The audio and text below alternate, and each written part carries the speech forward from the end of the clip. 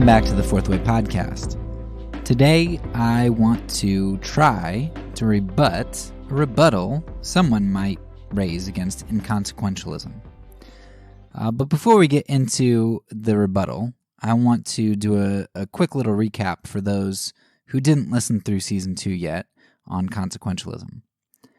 So consequentialism basically says that the ends justify the means, or that the consequences of an action determine the morality of said action. So for example, lying is immoral, but if you use it to save lives, it becomes moral. That's what consequentialism would say. Another one, aborting a fetus is immoral, but if you abort a fetus to save a mother's life in an ectopic pregnancy, then it's moral. And of course, our list could go on. We have all of these sorts of things which we call moral dilemmas.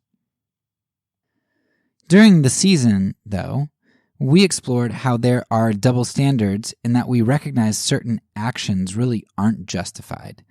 So killing someone at the bottom of a donor list so you don't both die seems like it should fit into the same category as lying to save lives, right? 2 people die, or you kill one and only one person dies, right? And we recognize that that's not right.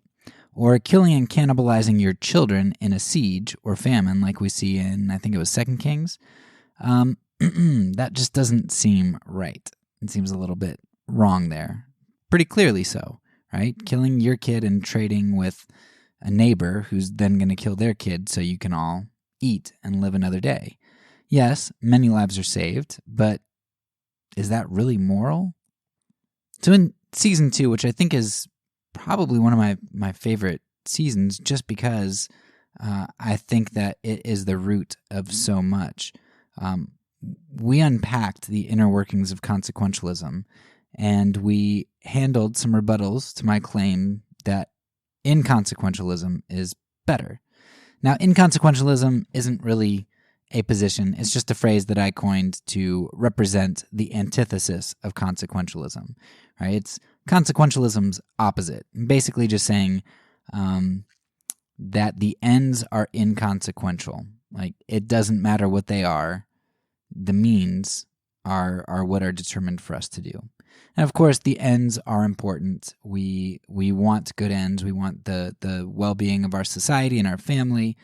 But our job as Christians is to do the right thing. And I think that what you end up finding is God has created such a world in which if you do good things and you live the way you're supposed to, it doesn't mean life is going to go smoothly, but you tend to have less friction. Things tend to work out. If everybody lives the way that God calls you to, it does work. It's just that there are a lot of people who don't live the way that God wants them to.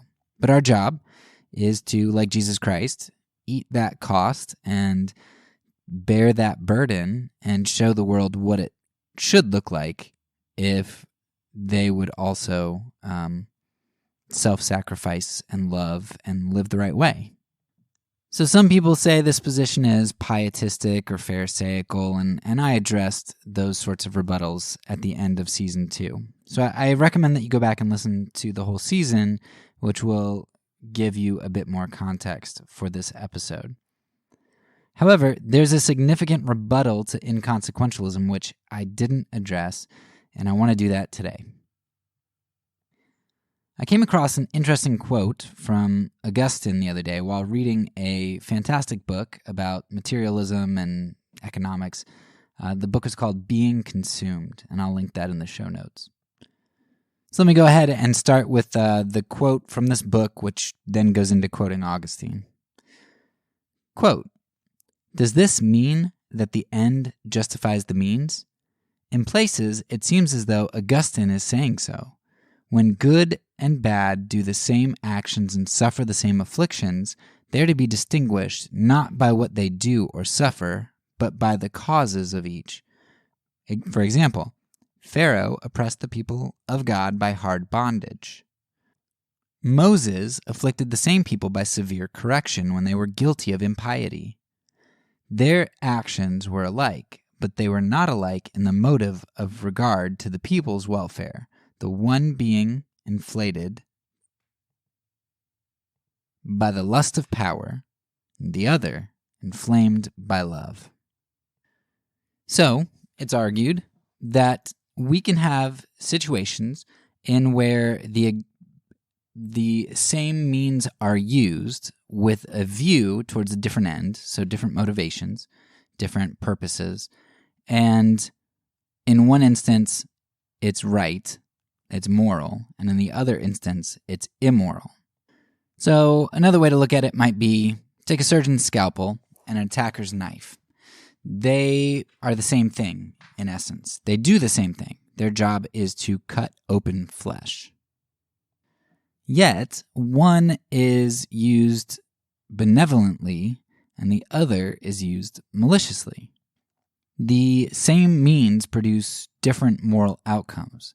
Therefore, what determines the morality, at least in some instances, is the end result or the result aimed for, right? The intent. We could even take Jesus' words here when talking about lust. To look at a woman can be done with compassion or with lust. Yet two people are both looking, one to help and one to objectify. Two people can give a coin to charity, one with generosity and the other one seeking recognition, yet the actions or means are the same. So how can inconsequentialism be true if it's clear that two identical means can produce different moral results? I think the first step to understanding this would be to recognize that means are also ends, and ends are often means. So there's usually a chain of causation, and this chain of causation transforms means into ends. For an amoral example, for the end of going to the store, right, your purpose, going to the store, you use the means of a car. However, for the end of moving the car, you use the means of stepping on the gas. And we could even go to the tail end of this. Well, the means of going to the store is for the end of purchasing groceries. Well, that end of purchasing groceries is really for the means to your sustenance, your eating. And means and ends are really just chained sorts of things. But if we just go back to going to the store, we could trace that end of going to the store back nearly an infinite amount. There's an infinite succession of means and ends.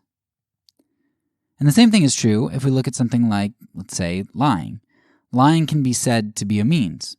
In Nazi Germany, we may have used lying as a means towards the end of saving Jewish lives. However, lying in itself is really an end fashioned by the means of discriminatingly selecting language. I say what I do in order that I arrange things in such a way as to construct a believable untruth.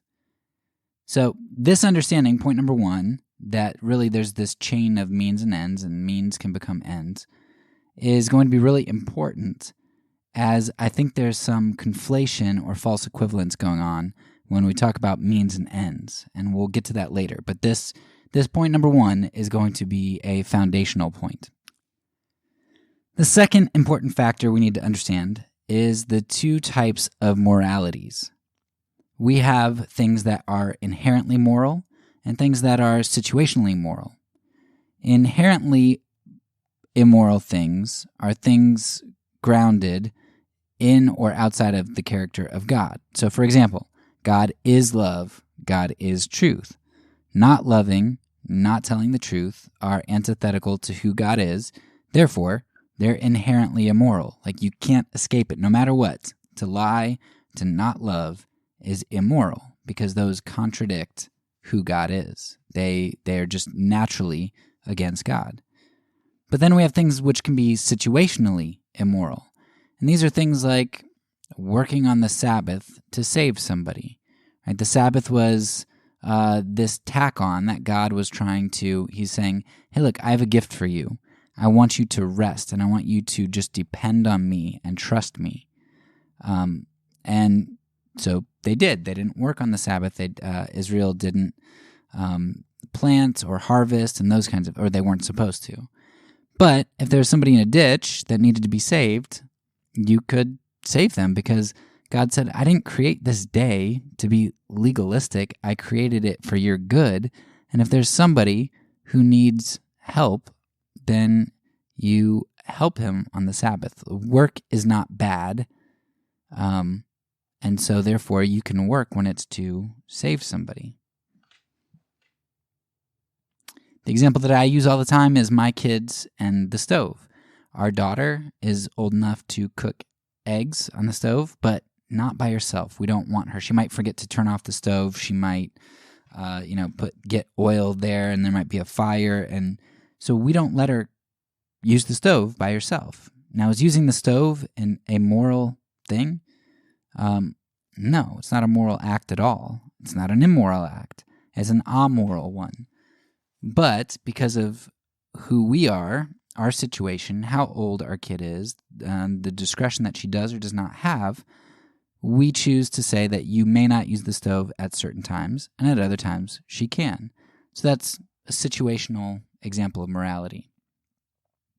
So one set of morality, the inherently moral, is grounded in God's character, and the other is created by decree. So let's look again at our example for the episode, the surgeon and the attacker. So that brings us to the question of what is cutting flesh? Is cutting flesh inherently wrong, or is it situationally wrong? Cutting is obviously not inherently immoral because God had Israel circumcise their children, though at other times he tells them not to cut and mark their skin when they're mourning. Inflicting pain is not the standard for determining whether something is moral or not. Quite obviously because of some of God's decrees here in terms of circumcision.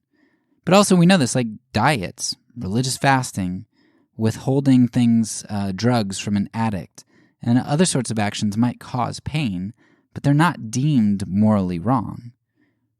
So keeping this distinction between that which is intrinsically immoral and that which is situationally so is going to be important.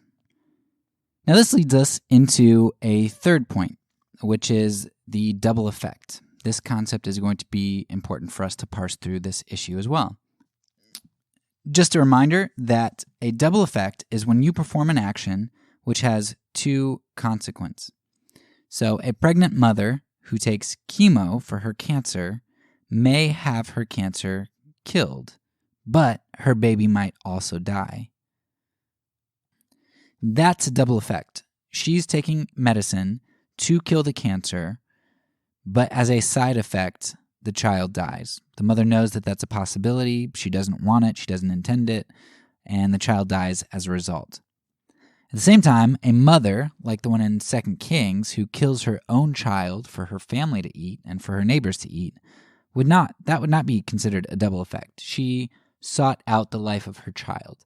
Now, she didn't like it. She didn't want to have to do it, but she wanted it enough to actually do it because the lives that she weighed of her and her neighbors were more valuable than the life of her child. So the life of somebody was sought out and taken. That is not a side effect. We might even be able to extend this, it's not a double effect, but extend this concept to other things, and we can start to draw out distinctions. So, for example, let's take having sex. Having sex can be good or it can be bad. If you have sex with a spouse, it's good because it's for the end of relational intimacy, commitment, bearing children, etc. Things that God determines are good. If you have sex with another spouse, the end being pursued is lust fulfillment, excitement, and ends actually produced, because fulfillment and excitement aren't necessarily wrong. But because you also have relational ends like breaking up relationships, breaking up families, doing harm, losing trust, all those things. You end up with some pretty negative consequences as well. We see something similar. Worship can be good or bad, the means of worship, just like the means of sex can be good or bad. For worship, it depends on who is the object of being worshipped. If you worship God, that is good. If you worship an idol, that is bad. So now we can look at this two different ways, right? Somebody might say, well, see, worship as a means, it can be good or bad. So the end justifies the means. But notice that we have special words for worshiping idols. That's called idolatry. And if you change that, if you say worshiping God or idolatry, right? We wouldn't say that those are the same things because we base them on the object in focus. Same thing with sex, right? Same thing with sex. It depends on the object in view. And that's because things like sex and worship were created by God or instituted by God, and as part of what it means to do those things in the way that God created it is sex does not exist outside of this intended union, and neither does worship. Now we can go back and take a look at the cancer instance with the pregnant mother, and the intended object of destruction with the mother who has cancer is the cancerous cells, though the baby might also die. With the cannibalistic family, the intended object of destruction is an innocent human being. In the former case, the death of an innocent child is not an intended end, though that end might occur. In the latter case, the death of a child is a necessary end and the end in view when implementing the means. If we go back to our very first point, that means and ends are a series of other means and ends. We have to look at the whole chain here. When we look at the series of moral actions, it's clear that in the cannibalistic scenario, murder is obviously done and is a means to obtaining survival. The end of murder becomes the means to the good of saving a life. But on the chemo example, while the end of a child's death results, it is not an intended means wielded for another purpose. And this goes back to our first point, that means can become ends and ends means. When you are wielding a means like murder, which was an evil end that you fashioned to wield, then that is a problem. So with the surgeon example, the surgeon uses the means of cutting flesh, or we would say surgery. Pain and death are mitigated through anesthetics and care. Cutting flesh isn't an inherently immoral action like lying or killing innocents, and the object in view is health, like removing the bad or repairing the good. In the end, I am not sure how satisfactorily this answers this objection. It's something that I am still thinking through, but I feel like if you take into account the chain of means and ends, and if you are able to recognize that we have two types of moralities, and then you can accurately distinguish between good and bad double effects, I think that and understanding not just intentions, but also the objects of focus for an action, I think that helps to think through how there are some differences here that might not otherwise be observable. So, as you think about consequentialism and as you think about rebuttals against it or its application, hopefully you find this a good jumping off point for you to consider that. Anyway, that's all for now. So peace, and because I'm a pacifist, when I say it, I mean it.